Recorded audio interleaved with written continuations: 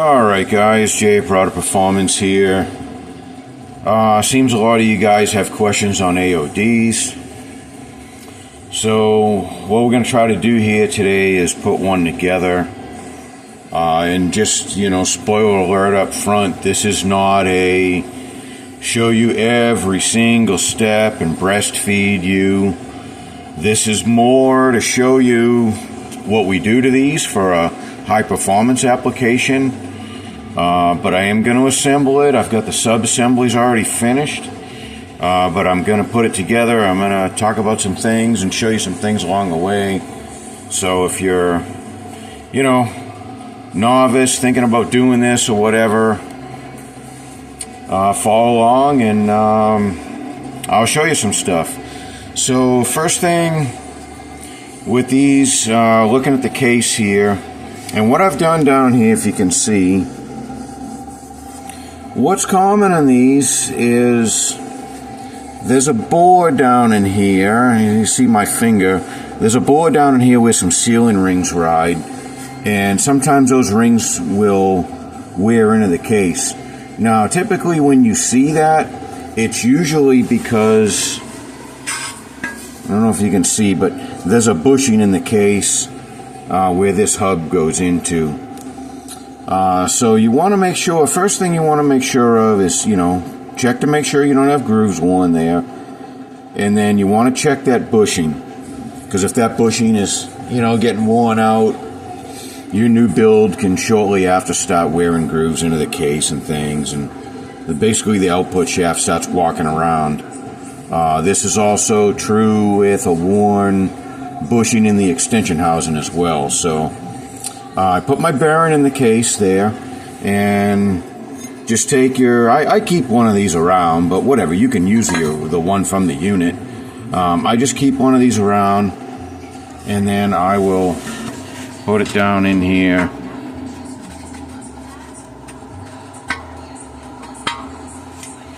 And I got it cockeyed. Alright, there we go. And then just, obviously you want to make sure it spins easy, and then you try to move it back and forth to see if there's, excessive clearance or anything in there. I'm not really measuring anything. I suppose that's a better way to do it, but it's just so hard to work down inside that case, but, over time you get to know how things should feel. And this one feels good. No grooves worn in the case. So we're ready. The case has already been cleaned up and everything, so we're ready to start assembling. Very important, don't forget to put that bearing down there. And, if you do have to replace that bushing, it's kind of a pain, honestly, because it's way down in there. They do make, I don't have it, and now that I'm thinking about it, I really should buy one. I don't know offhand where to get them, but I'm sure I can figure that out. But they make a tool that goes down in there that has fingers and will grab that bushing, and you can pull it out with a slide hammer. I honestly don't have one of those, and that's kind of embarrassing. I should. It's just one of those deals I get by without it, so I don't have one. Let me show you a couple things I use. Alright, so this is the simplest. This is like I don't know, I bought this tool somewhere back when I was starting out and, really had no money. You kind of grind it to what you want. It's a bushing cutter. And so I, from the back side of the case, I just kind of get in there and I just knock the bushing out. It's kind of Mickey Mouse, but it works. It was cheap. I'm sure you can find something around you can do that with. Here's another deal. It's kind of a goofy story, but so this here I made. It was a deal I was building. I believe in AOD on the weekend, and whatever. One of these deals, I had to get it done by Monday. and it's the weekend, I couldn't get parts. Well, it turned out I had a worn bushing. I didn't have a bushing on the shelf. So, because it was a weekend, I had no choice. I had to get a bushing out of another case. I didn't have another AOD case where I could just change the case, but I had to pull one out of a 4R70W, which is the same bushing. And obviously, you know, if I use this, it mangles the bushing. So what I had to do, because I didn't have the right tools or whatever, I made this goofy deal. And so this basically goes inside the bore, and this lip catches on the end of the bushing. And then when you get that in there, you put this spacer here in the middle, and it's got a threaded hole, and you put a stud in here. So basically got this in there, and then I, you know, drove the bushing out with this contraption, and, you know, it removed the bushing without hurting it. It was kind of a lot of work, and, you know, I had to figure that out, but, I don't know, just, you know, one of those stupid deals, and, you know, I don't know about you, but I'm at the point in life, I don't want to put myself in those situations anymore where, oh my God, I got to do something, you know, waste my whole weekend on nonsense like this because you're missing one bushing to finish a job. You know, you just wait until Monday and you get one on Monday and get the thing out Tuesday. You know, I'm kind of done with that, you know. What's another day or two, you know? So anyways, I just thought I'd show you that stuff. So that bushing's a little bit of a pain to deal with. So, like, I always hope I don't have to replace it. So, and I don't in this particular case. So, all right, that's enough of that. So here's our output shaft. I like to use the one. It's the newer model. If you can see a little tiny hole in there. The lube circuit's just a little bit improved on it. I still need to put the rest of this together, but I wanted to show you. Another thing I do, and I covered a lot of this stuff in another video, I put a little notch here, just in case the input shaft ever starts to touch this because of spine recession in the direct drum. Again, I go over all this stuff on another video, and don't forget your bearing here, and don't forget your sealing rings. And I like to use the nickel-plated rings on this. That seems to work out pretty well. I noticed some of the newer kits are not giving you nickel-plated rings anymore, so I don't know what that's all about. Alright, so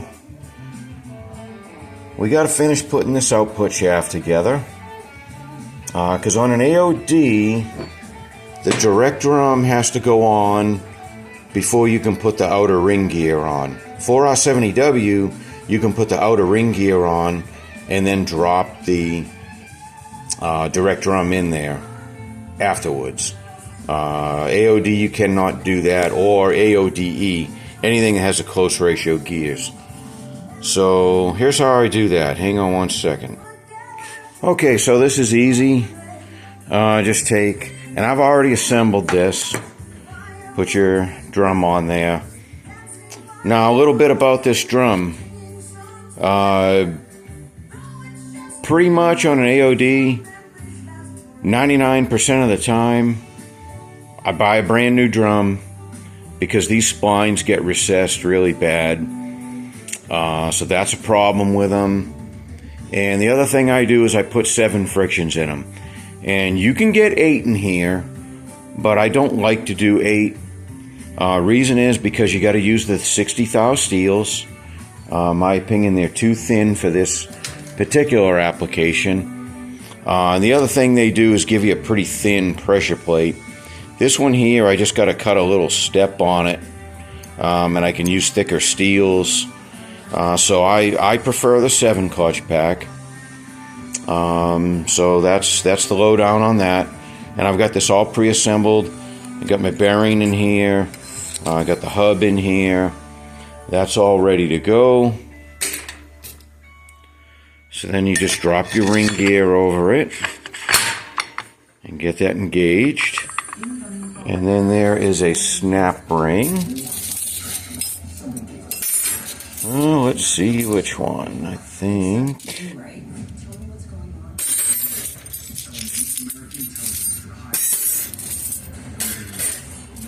that. Some of them look like the other rings, so you gotta be a little bit careful. Sometimes I get confused. I believe it's... No, this is it. It's a little bit thinner than the rest, so this is going to go underneath, and I'm going to need my other hand to do this. So hang on one second. Okay, so there we go. Just make sure it's seated properly. Just be careful with that. So now this whole assembly, we're ready to put this inside the case. What's important here is you don't want to scratch up that bore in the case here on the sealing ring, so just be a little bit generous with the assembly lube. And I will need my other hand to actually install this, but just, you know, lube the bore up real good. Don't forget to put a little on your bushing. So get that ready. And then I like to put some on the rings too, just to make sure we don't scratch the bore. So give me 1 second. I'm just going to drop this in. It's a little tricky, and I definitely need my other hand, so bear with me here. Okay, so there you go. That's dropped in.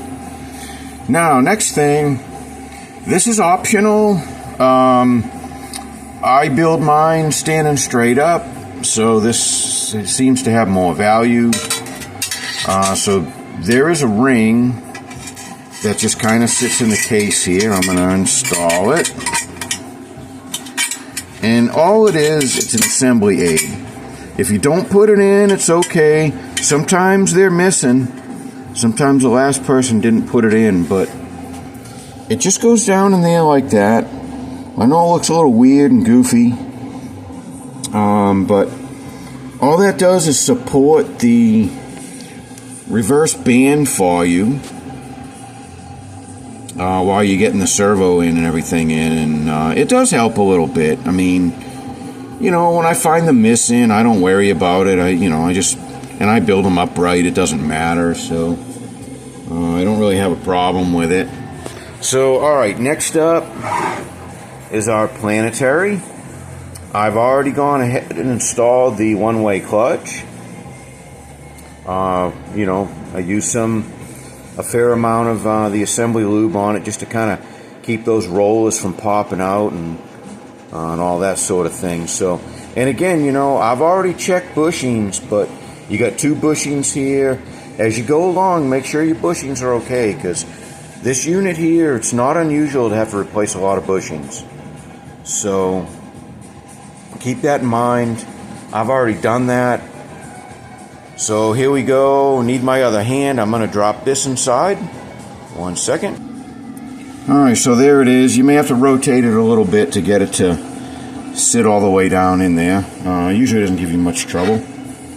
Alright, next up is the band. And these reverse bands are almost never burnt up or worn out. So you got 2 tabs here and then 1 tab here. And then if you look down in the case here, sorry about that. If you look down in the case here, you can see those 2 metal studs there. So we want the 2 tabs against those. So it's going to go like this.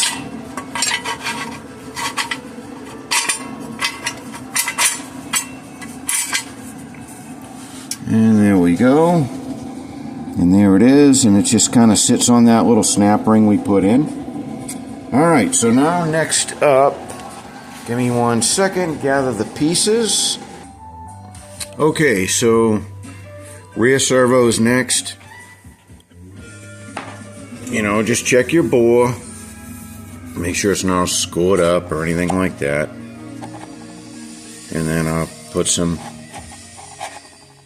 trans gel on here. Alrighty. And these you got to be a little bit patient with. They kind of got some sharp edges, so you don't want to hurt the piston. So this is the spring. Just put that on there. And now it will go in like this. And I forgot to mention too, actually let me pull this back out. I'll tell you about this as well in case you don't know. And I know you pro builders are bored, but I'm not making this for you. So there's 3 little grooves on there. You see that? 1, 2, 3. Some have 1, some have 2, some have 3. And what that is, it's an identifier for the length of this pin. So the 3 grooves is the longest pin. This is how you adjust you don't have like a band adjustment. So what you do is you buy different length pistons. And you know, be careful with these pistons. You know, they're disposable. They don't have a replaceable seal. They've got a molded in seal, so I'd say more often than not, you don't get to reuse them because they're just hard and brittle. This one's actually in good shape. It's kind of rare. This unit had been built not too long ago, so this was replaced, obviously. But, you know, if you got an old unit from 1982, that thing's probably going to be hot as a rock. And a lot of people don't realize that's just something, if that's the case, you got to throw it away and buy a new one. And then you got to figure out which of the 3 to get. You know, honestly, I normally buy, if I can, the 2 groove, and that usually pretty much always works.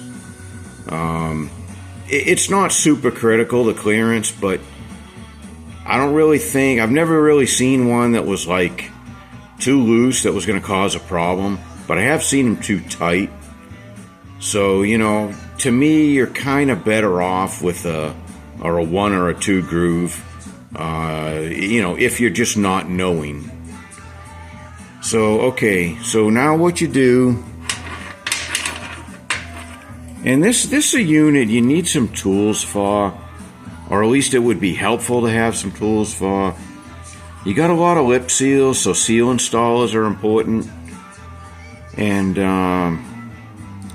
the other thing I got is this. This helps you install the pistons, and I believe it goes like this. So what you do, you're going to use your longer valve body bolts. That's what holds this in. And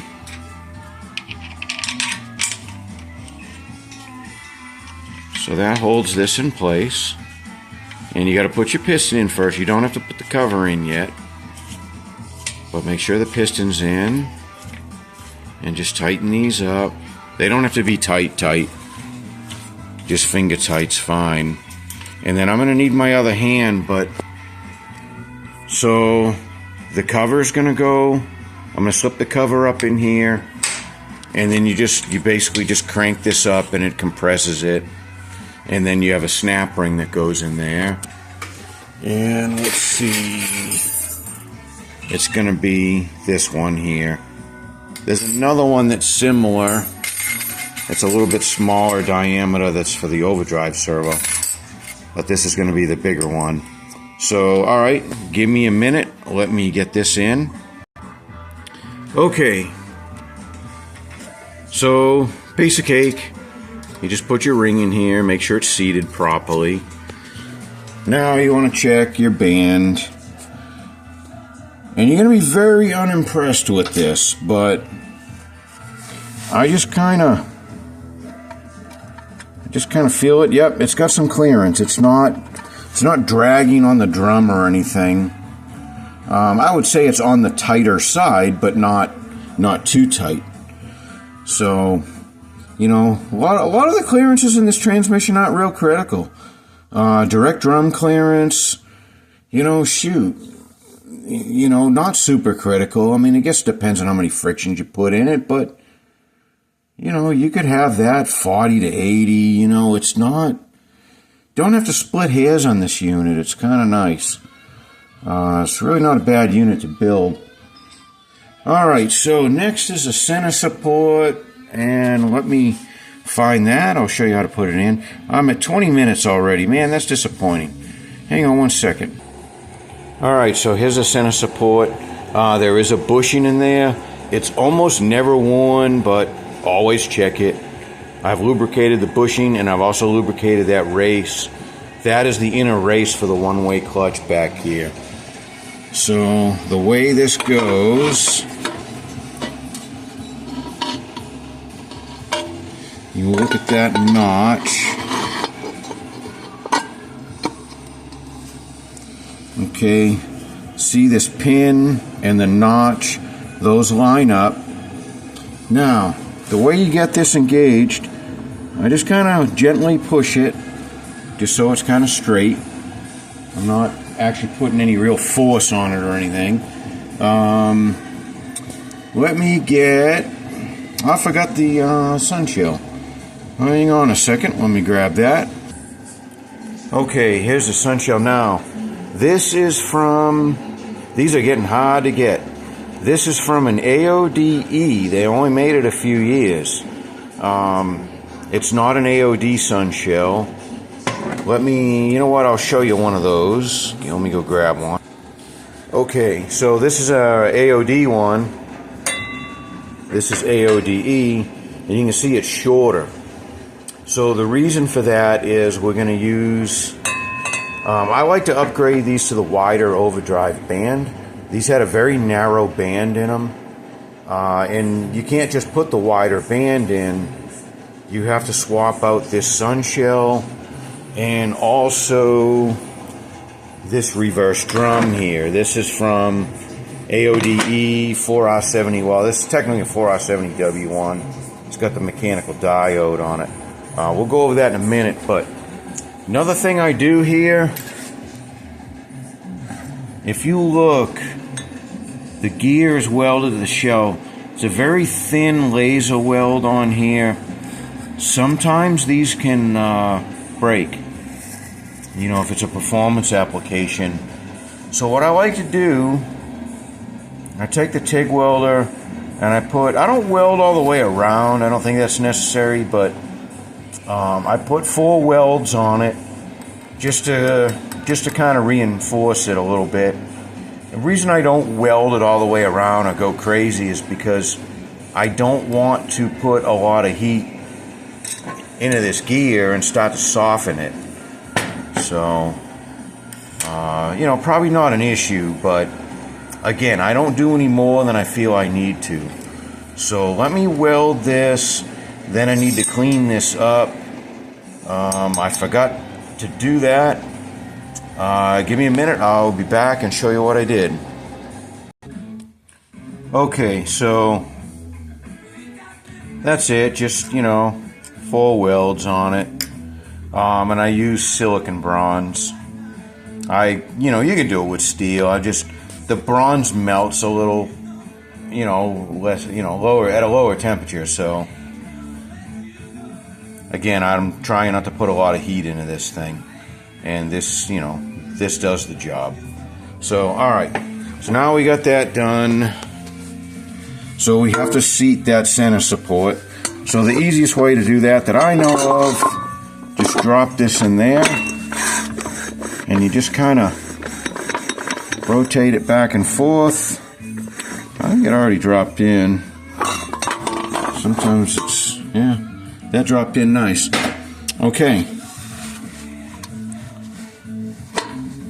So, next step, we got to put that anti-rattle or whatever it is. So, it's going to go in here, and this is that.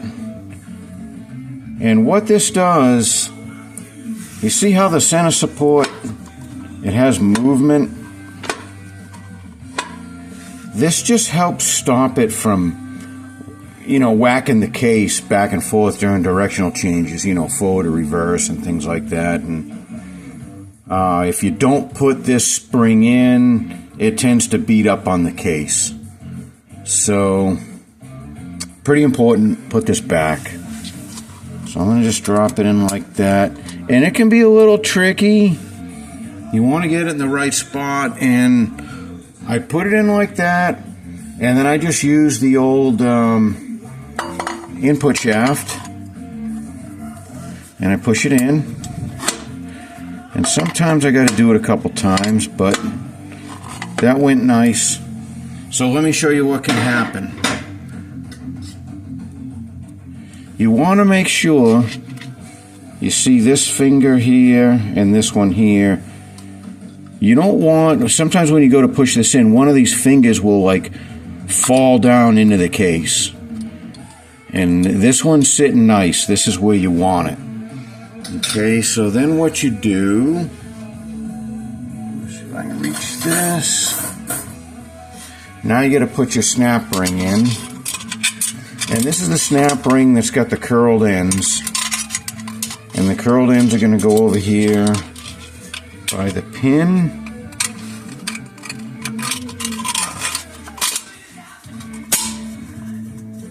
Pop that in. That went in very easily. So sometimes one of these fingers might be protruding up a little bit, and it won't allow this to go in. So if that's the case, just get a flat blade screwdriver and just very carefully tap it until this ring, snap ring, pops in. That's how I do it. But this one, that thing just went right where it was supposed to go. Very easy on that. Alright, so we're 27 minutes in. Looks like we're going to have a part 2 on this one. I was hoping to get this done quicker. You know, a buddy of mine was kind of breaking my balls. He showed me sent me some video of some guy. He's building, I think it was a 4R70W. Pretty much the same gear train, but you know, he like throws it together in 30 seconds, you know, and he's like throwing the pots up in the air and, you know, acting like, you know, a drummer spins his sticks and stuff like that. You know, it's kind of, it's entertainment, you know, but he's like, there you go, 30 seconds, man. It's like, yeah, okay, whatever. I mean, you know, obviously this is set up, you know, like he didn't, you know, all the sub-assemblies were done, ready to go. He didn't put the servos in. He basically just threw everything inside the case, put the pump on, you know, and said, "Up, yep, done." You know, not exactly like I'm doing it here and explaining stuff, but entertaining nonetheless if you like this sort of stuff, you know. You always get show-offs and hot shots. And I'm not that fast. I mean, I don't build 10 units a day, you know. Some guys build 5-10 units a day. I don't do that. I do a lot of different things, and I don't just put stuff back together. Everything's modified. So, all right, let's do a few more things here. I need the bearing for this. All right, hold on. Let me find a couple things. All right, so put your bearing on, and then this is just going to drop inside. You have to rotate it a bit so it drops into the gear. So that goes there, and then your sun shell. These bushings in the sun shell are normally pretty worn. Definitely check those out. Make sure those are good. Sometimes you get lucky. Most times you don't. I'm also putting a little out here because there's a bushing that rides there. So, alright. Then this is just going to drop in.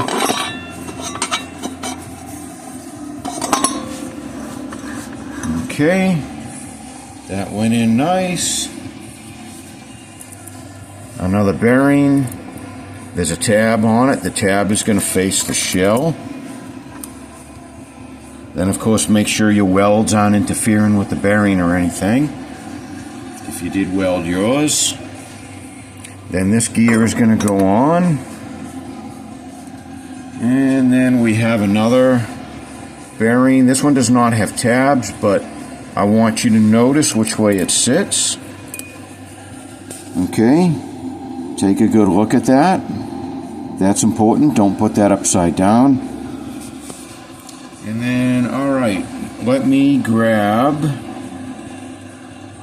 the forward drum and this is going to have a stub shaft. I'll go over that in a second too.